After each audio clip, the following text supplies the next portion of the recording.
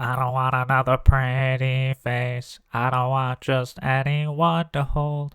I don't want my love to go to waste. I want you in your emperor's soul. Alright, what is up, everyone? Happy Fantasy Friday today. Boom. The Emperor's Soul by Brandon Sanderson. And yes, we are still addicted to Brandon Sanderson. I've got to read Brandon Sanderson short stories while I read Brandon Sanderson while I'm reading Brandon Sanderson. So this is a pretty short one. It is only 172 pages. And yeah, it's either a novella or a short story. I asked a professor at UMass what the difference between a novella and a short story was 5 years ago. And he's like, I don't know, people sometimes call things short stories, sometimes they're novellas. I feel like this is a novella just because it's the entire book is dedicated to it. This isn't a collection of 3 short stories or anything. But yeah, I enjoyed this a lot. I haven't read a short story or a novella since college, really.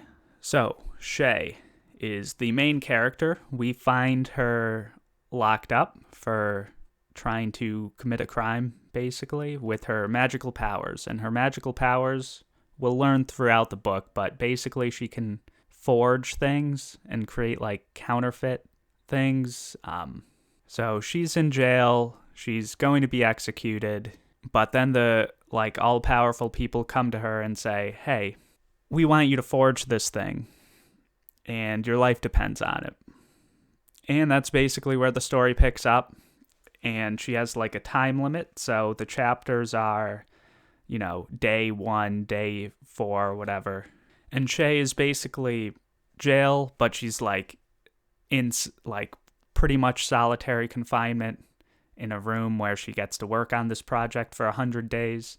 So yeah, the tone and the feel of this book is very similar to other Sanderson books. I know Sanderson has kind of longer books, but if you wanted to just dip your toe in and get a feel for him, you could definitely just read this.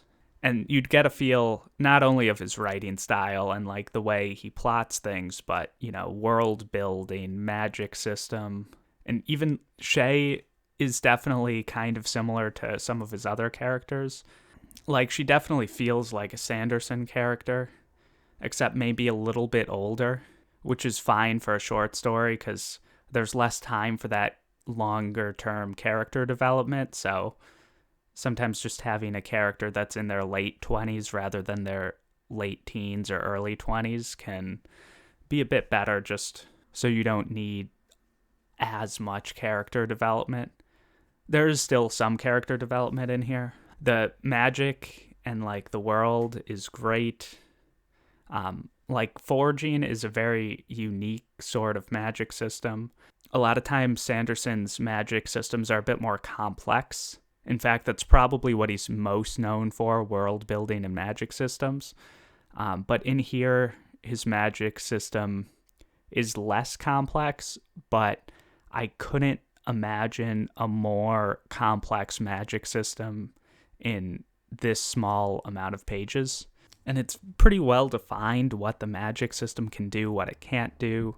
And the sort of tension within the story comes a bit outside of the magic system of characters not knowing, or Shay not knowing what exactly is going on because she had been in jail for a while, and then she's in solitary confinement. So there's a lot of tension from that. There's good tension. As far as the Sanderson world building goes, obviously it's not vast or complex in here, but he really picked a group of people to focus on and just build them out and how the world works around them very well and thoroughly, which I think is a great decision. I think Sanderson made a lot of great decisions when writing this book. If he was trying to showcase his writing style from his longer books into a very condensed, 2-hour read, this is how you would do it. I'm not sure if he could have made a short story that was much better than this. For me, even though I like this a lot, And I don't know what Sanderson could have done better. It's definitely not my favorite of his, because I do like the more longer epic fantasy that he's done, and he's done that nearly perfectly as well. Like, if he wants to keep writing, obviously Sanderson can do whatever he wants. If writing these short stories keeps his mind refreshed and stuff, which is what he seems to say whenever he talks about his writing, he kind of like refreshes his brain by hopping from different project to different project. If that's the case, then great. He should definitely keep writing short stories. Even though, obviously, like I said, I prefer the longer works. I feel a little awkward rating this because I don't read short stories too much, but to me, it's like 4.5 or 5 stars. Like, I don't know what he could have done better. So I like have to rate it 5 stars, even though it's weird. I hope I'm like getting across what I'm trying to say properly here. But yeah, if you guys like novellas, haven't read Sanderson, yeah, this is definitely a fine place to start. Although to really like understand if you'd like Sanderson or not, you'd probably want to jump into maybe Mistborn Era 1 at first, or Warbreaker or Elantris, to see, because like those books have like a much bigger scope, so that would allow you to see if you like the sort of epicness that his writing offers. Whereas this just, obviously, again, it's a short story, so it lacks the epicness.